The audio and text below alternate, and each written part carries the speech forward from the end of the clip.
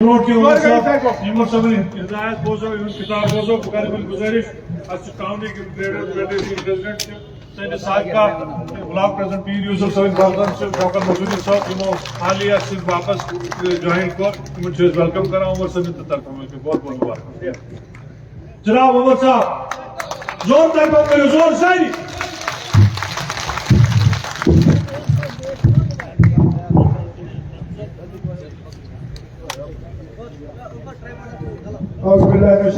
बिस्मिल्लाहिर्रहमानिर्रहीम। General secretary जनाब अली मोहम्मद सागर साहब, स्टेज पर बैठे तमाम नेशनल कॉन्फ्रेंस के सीनियर लीडर हजरात, आज के प्रोग्राम के मेजबान सूबाई सदर और कुपवारा सेगमेंट के इंचार्ज जनाब नासिर असलम वानी साहब, यहाँ पे आए तमाम डीडीसी, बीडीसी, सरपंच, पंच हजरात, कारकुनान नेशनल कॉन्फ्रेंस, आप सबको मेरी तरफ से अस्सलाम वालेकुम।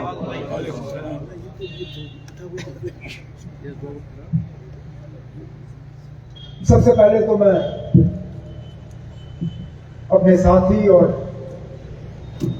आज के प्रोग्राम के ऑर्गेनाइजर जनाब नासिर असलम वानी साहब को इस प्रोग्राम की कामयाबी पर दिल की गहराइयों से मुबारकबाद पेश करना चाहता हूं। मेरे बड़े करीबी साथी हैं। जिस दिन से मैं सियासत में आया हूं, किसी ना किसी रोल में नासिर और मैंने एक साथ काम किया। यूथ में थे, एक साथ काम किया। जब 2002 में नेशनल कॉन्फ्रेंस की सदारत संभाली, फिर काम किया। जब हुकूमत बनी, मेरे साथ मिनिस्टर बने। उसके बाद जब मुझे हुकूमत में तब्दीली लानी पड़ी, मैंने उनसे गुजारिश की कि आप तंजीम संभालो। ऐसे भी बहुत लोग हैं जिनकी मिनिस्ट्री जाती है तो उनका मूड भी चला जाता है। जिस दिन उनकी मिनिस्ट्री चली जाती है उस दिन वो भी चले जाते हैं, लेकिन साथी हैं, उफ तक नहीं किया। कहा जनाब आप तंजीम संभालने के लिए जिम्मेदारी दे रहे हैं, मेरे सिर आंखों पे उस दिन और ये दिन सूबाई सदर के तौर पर नेशनल कॉन्फ्रेंस की खिदमत करते आए।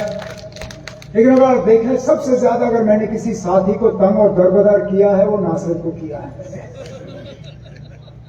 पहले गांव से उठा के शहर लिया, कहा नासिर तुम कुपवारा में मेरे पास जगह नहीं है, मेरे लिए प्रॉब्लम होगी यहाँ पे, मेहरबानी करके शहर से इलेक्शन लड़ो।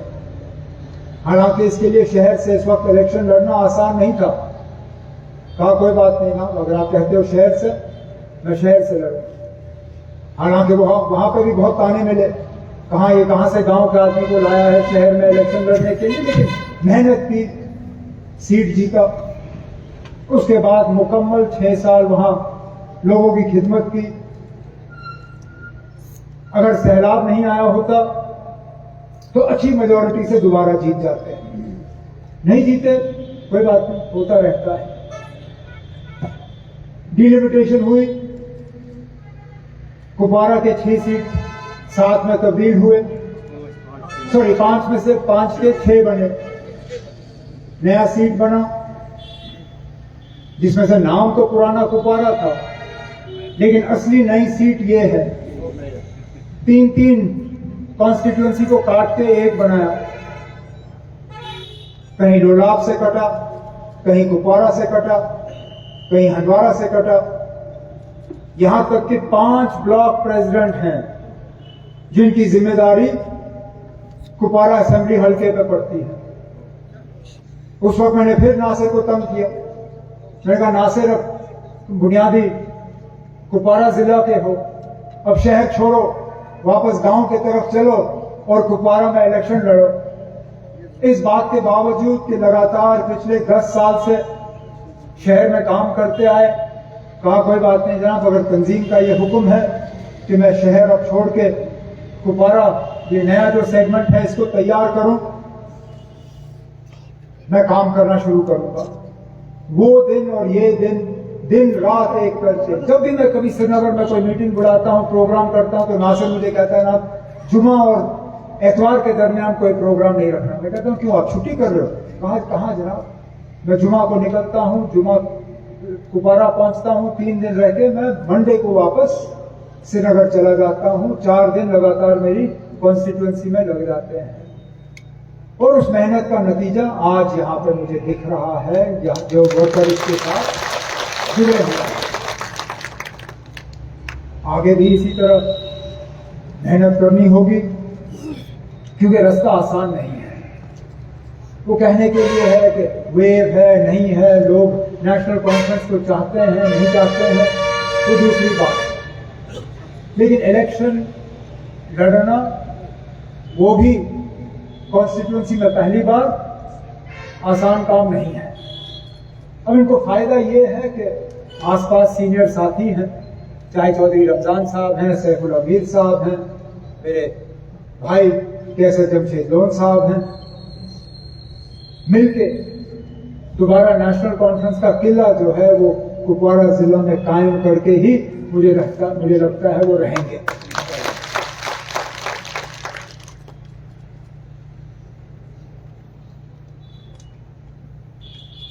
क्योंकि लड़ना हम नहीं है।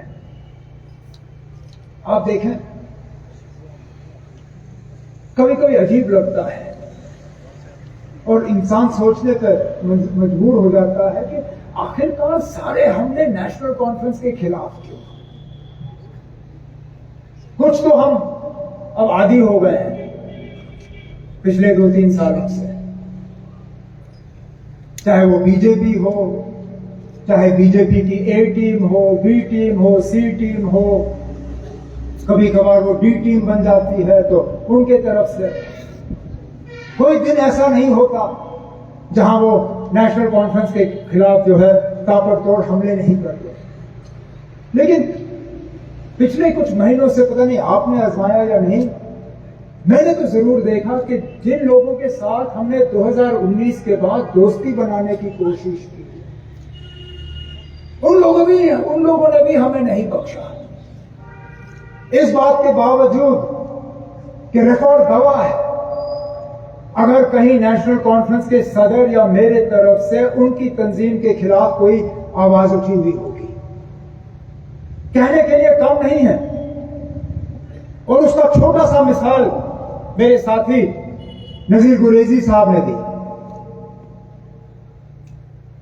कहने के लिए तो बहुत कुछ कहा जा सकता है, लेकिन हम उन लोगों में से नहीं हैं जो दोस्ती करके फिर हमला करते हैं।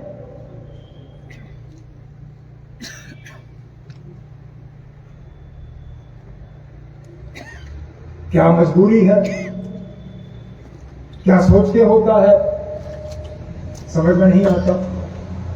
लेकिन कोई बात नहीं, आज नहीं कल, कल नहीं परसों, कभी ना कभी तो इन बातों का जवाब जो है मुंह तोड़ तरीके से हम देना जो है शुरू कर लेंगे। फिलहाल हमने किया नहीं।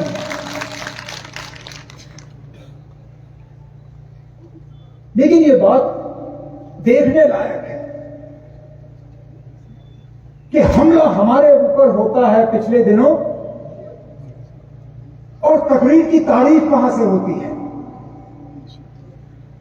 तकरीर की तारीफ जम्मू कश्मीर के लोगों ने नहीं की, उस तकरीर की तारीफ बीजेपी के लीडरों ने की। कहा कि बड़ा उम्दा तकरीर है, बड़े अच्छे अल्फाज इस्तेमाल किए नेशनल कॉन्फ्रेंस को निशाना बनाने के लिए। अच्छा किया आपने नेशनल कॉन्फ्रेंस को एक्सपोज किया। शायद इसी से पता चल जाता है कि आखिरकार ये सब नेशनल कॉन्फ्रेंस को निशाना बनाने पे क्यों लगे हुए हैं। कहीं ना कहीं घबराहट है,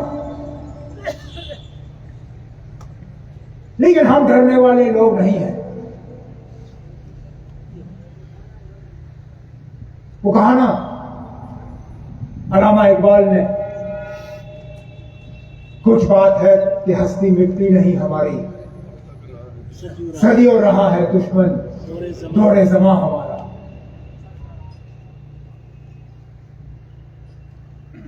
ये हमले हम पहली बार नहीं देख रहे हैं। मेरे जो साथी 77 में इलेक्शन लड़ रहे थे या हुकूमत कर रहे थे, उनको अच्छी तरह याद है किस तरह तमाम पार्टियां एक साथ हुई बाबा कौम शेर कश्मीर शेख मोहम्मद अब्दुल्ला को उस वक्त हराने के लिए। फिर 96 में इसी तरह ये तमाम ताकतें एक साथ आई नेशनल कॉन्फ्रेंस को उस वक्त कमजोर करने के लिए। आज फिर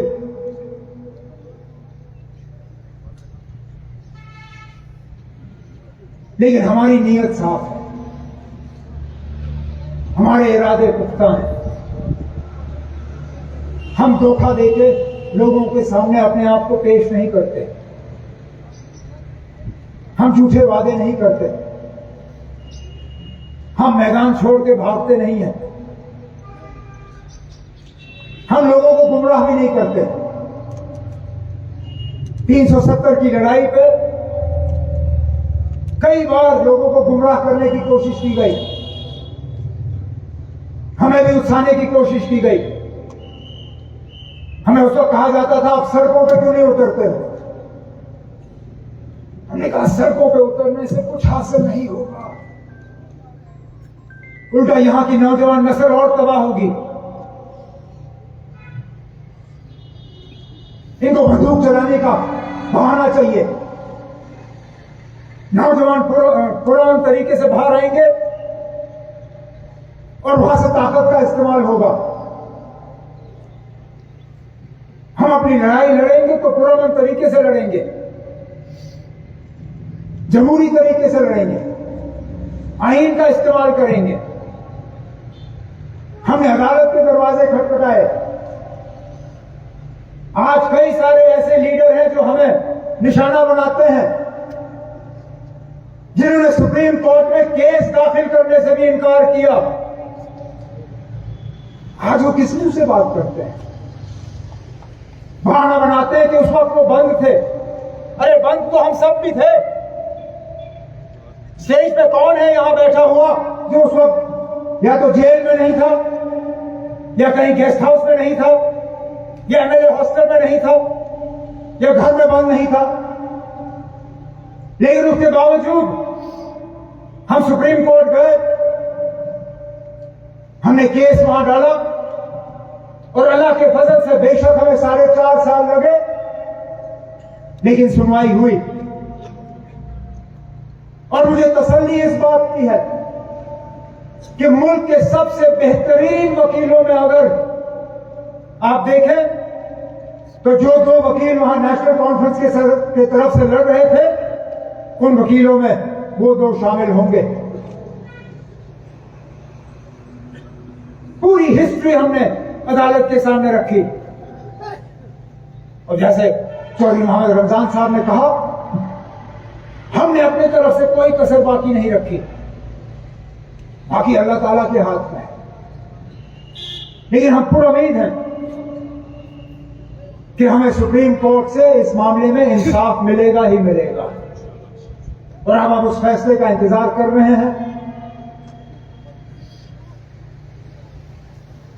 5 या 6 दिसंबर से पहले हम उम्मीद कर रहे हैं कि फैसला सुनाया जाएगा, और हम दुआ करते हैं कि उस दरबार से हम इंसाफ लेके रहेंगे। लेकिन लड़ाई वहां पे खत्म नहीं होती, इंसाफ की लड़ाई वहां खत्म नहीं होगी, अपने हक की लड़ाई वहां खत्म नहीं होगी। जो तबाही और बर्बादी पिछले 5 साल से जम्मू कश्मीर में होती आई, उसका इलाज सिर्फ सुप्रीम कोर्ट में नहीं है, उसका काफी सारा इलाज जम्मू कश्मीर की हुकूमत को करना होगा। तभी तो ये बीजेपी वाले इलेक्शन नहीं करा रहे। लोगों की नाराजगी था छोटा सा हिस्सा, उन्होंने करगिल के इलेक्शन में देखा 26 सीटों में बीजेपी ने सिर्फ 2 सीटें जीती। आज जम्मू कश्मीर का हाल यह है, आज अगर असेंबली इलेक्शन हुए, जम्मू कश्मीर में 90 सीटें हैं। मैं दावे से कहता हूं कि बीजेपी को 10 भी सीटें नहीं आएंगी जम्मू कश्मीर में, पूरे जम्मू कश्मीर में। वो अगर अपनी बी टीम, सी टीम, डी टीम और हमारे ऊपर हमला करने वाले दोस्त भी उनके साथ जोड़े तो शायद 20-25 का नंबर भी वो पार नहीं करेंगे। इसलिए वो इलेक्शन नहीं कराने, क्योंकि वो जानते हैं कि तमाम चीजों का हम किताब खोलना शुरू करेंगे। जो काले कानून यहां लगे, जिनको इस्तेमाल किया गया, जिसके तहत यहां लोगों को टॉर्चर किया गया, जिसके तहत यहां मीडिया को दबाया गया, अखबार वालों के कलम तोड़े गए, एनजीओ को खत्म किए, बेरोजगार नौजवानों से रिश्वत ली, जो बड़े बड़े कंपनियां यहां काम कर रहे हैं उनसे रिश्वत लेने का जो इल्जाम लगा, ये सारा खुल जाएगा लोगों के सामने।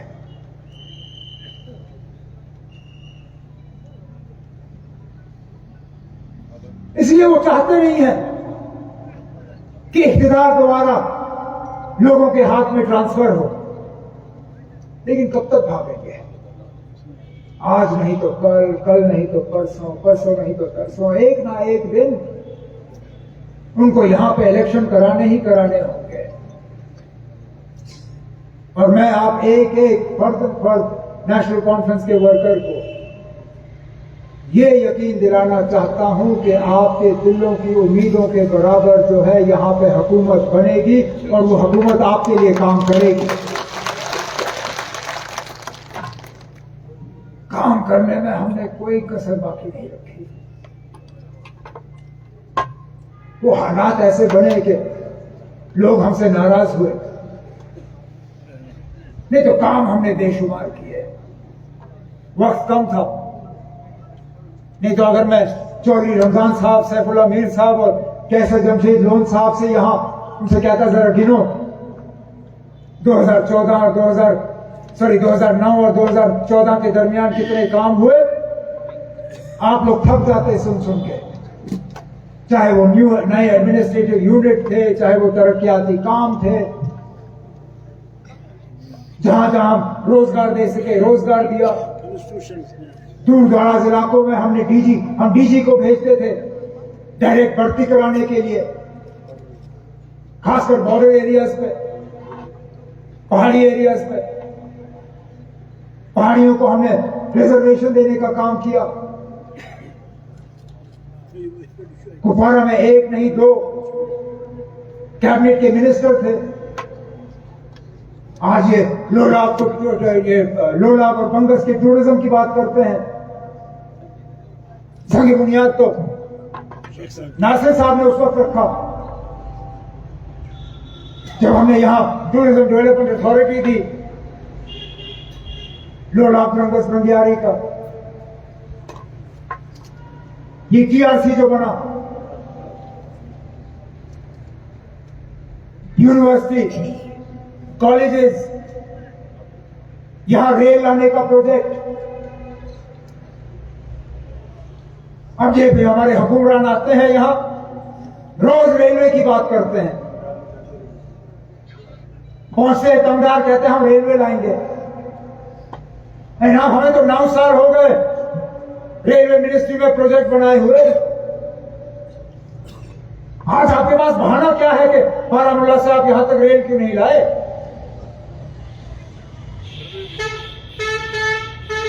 हमने तो प्रोजेक्ट रिपोर्ट तैयार किया था, आपसे तो सर्वे भी नहीं हुआ। जिस हाईवे को 4 लेन बनाने का प्रोजेक्ट हमने तैयार करके रखा था, आज 9 साल के बाद दरख्त काटे जा रहे हैं। 9 साल जाया हुए, जिसमें से 5 साल गवर्नर रूल के अंदर। आज जगह जगह पोस्टर लगते हैं यूटी फॉर्मेशन डे 31 अक्टूबर, बेशरम लोग, जरा सी भी शर्म नहीं है इनमें। हमारे जख्मों पे नमक छिड़कते हैं। संकल्प याद रख, संकल्प पहले तो हम यहाँ रहने वाले लोगों को संकल्प का मतलब ही नहीं समझ आता। ये संकल्प है क्या चीज? पहले हमारी जबान में बात करो पटो ना, ये संकल्प उर्दू में तब्दील करके, कश्मीरी में तब्दील करके हमें समझाओ ये संकल्प है क्या चीज। फिर तुम्हारी यात्रा हम देखेंगे। 31 अक्टूबर यूटी फॉर्मेशन, क्या हमारी मर्जी से बना यूटी? क्या हमसे पूछ के बना यूटी? क्या इस यूटी में 10 पैसे का फायदा हमें हुआ? लोग इससे खुश हैं। मेरे नौजवान जिनको कहा गया था कि बस यूटी बना और आपके घर सरकारी मुलाजमत के ऑर्डर पहुंचेंगे, किस नौजवान के घर वो ऑर्डर पहुंचा पूछे मुझे। हमारे अफसर चाहे वो केएस के थे, चाहे आईपीएस के थे, चाहे आईएएस के थे, आज उन बेचारों का नाम और निशान नहीं।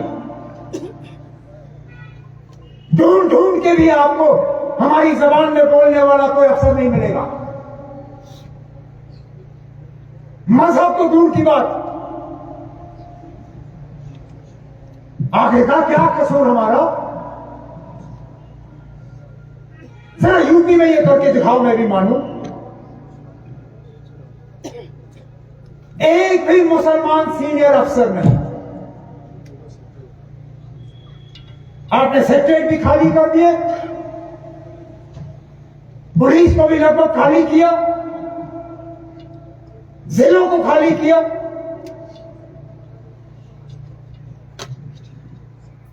जिन अफसरों ने हमें जाते जाते तालियां बजाई, आज वो बेचारे भी दर बदर के ठोकरें खा रहे हैं।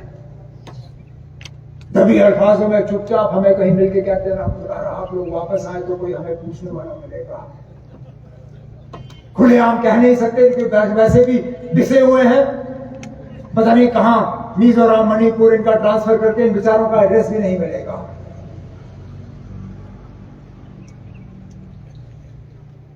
ये हाल किया जम्मू कश्मीर का इन्होंने। फिर कहते हैं 31 अक्टूबर। अरे 31 अक्टूबर से तो लद्दाख के लोग भी खुश नहीं है।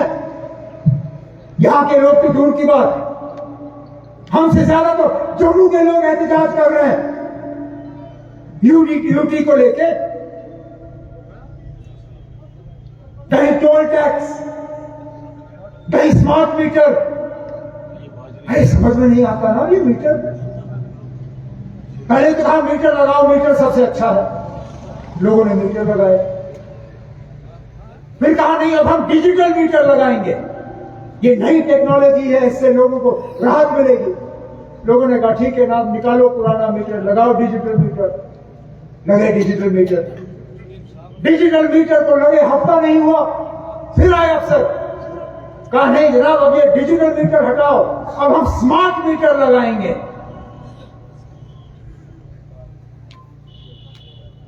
ऐसा तूफान का स्मार्ट मीटर कि बिजली मिलने से पहले पैसा भरना पड़ता है।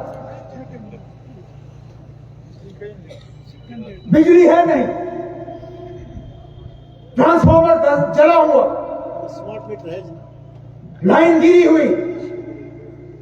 लेकिन स्मार्ट मीटर होगा, वो स्मार्ट मीटर में पहले से ही पैसा भर के रखो।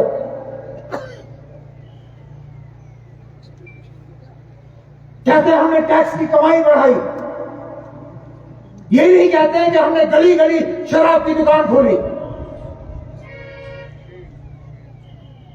जहां स्कूल होना चाहिए था, जहां कॉलेज होना चाहिए था, जहां दवाई की दुकान होनी चाहिए थी, जहां किताबों की दुकान होनी चाहिए थी, वहां शराब का दुकान खुला हुआ। फिर कहते हैं हमने टैक्स कमाया। हाँ कमाया आपने, जब ये सब बेचोगे तो टैक्स ही कमाओगे। मुफ्त में नशा बांटते हैं ये। हमारी नौजवान नस्ल को तबाह कर रहे हैं ये पिछले 5-6 साल की बीमारी आ गई है यहां। पहले भी था लेकिन बहुत कम। आज हाल यह है कि शायद ही कोई घर इस बीमारी से आजाद है। हमें तो पहले लगता था कि हमारे बच्चे इसमें हैं, अब पता चलता है कि हमारी बेटियां भी इसमें फंस रही हैं और ये लोग टस से मस नहीं। फिर संकल्प इलेक्शन कराओ जनाब, संकल्प हम आपको दिखाएंगे। कराने की हिम्मत करो, फिर देखो। कहने के लिए कहते हैं कि 80% लोग इनके साथ हैं। कराओ इलेक्शन, अगर 10% भी आपके साथ होंगे मैं अपना नाम बदल दूंगा। इस बात पे मत जाओ। क्या आप कहीं प्रोग्राम करने जाते हो तो वहां आपके अफसर जो है घसीट के लोगों को लाते हैं। मुलाजिमों के अलावा आपको सुनने के लिए कोई बैठा नहीं होता है। कोई मल्टीपर्पज वर्कर, कोई आंगनवाड़ी वर्कर, कोई सिविल में पुलिस का ट्रेनिंग वाला, BLW कचरा जमा कर करके वो लोगों के सामने रखते हैं। हमारे हुक्मरान को लगता है वो साहब 80% लोग मेरे साथ हैं। यहां तक कि बच्चों को भी घसीट के जलसों में लिया जाता है। तभी तो गलतफहमी है उनको कि यहां 31 अक्टूबर को जश्न मनाया जाएगा। मातम होगा, हम अफसोस करेंगे, हमारी आंखों से आंसू बहेंगे कि हमने क्या खोया, क्या था हमारे पास और इन्होंने क्या छोड़ा। लेकिन याद रखिए, जब तक नेशनल कॉन्फ्रेंस का ये झंडा यहां पे लहराता रहेगा, हम उन हक के लिए लड़ते रहेंगे जो हक हमसे छीने गए। नहीं करेंगे हम समझौता, नहीं करेंगे हम यहां के लोगों के साथ साजिश, नहीं करेंगे हम यहां के लोगों के साथ धोखा। बस आप लोग एकजुट रहिए, मजबूत रहिए, आपस के झगड़े छोड़िए, मिल के चलिए। आप लोग मजबूत रहेंगे, मेरे साथी मजबूत होंगे, मेरे साथी मजबूत होंगे। जनाब डॉक्टर फारूक अब्दुल्ला साहब हमारे सदर मोहतरम मजबूत होंगे। उससे ज्यादा हमें कुछ नहीं चाहिए। बाकी लड़ना हमारा काम है।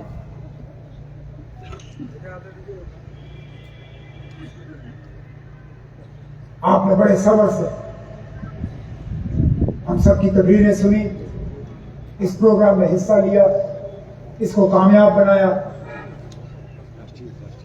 मैं आप सबका शुक्रगुजार हूं और एक बार फिर अपने साथी जनाब नासिर को इस प्रोग्राम पर मुबारक करते हुए आप सबसे इजाजत चाहता हूं। बहुत बहुत शुक्रिया। अस्सलाम वालेकुम।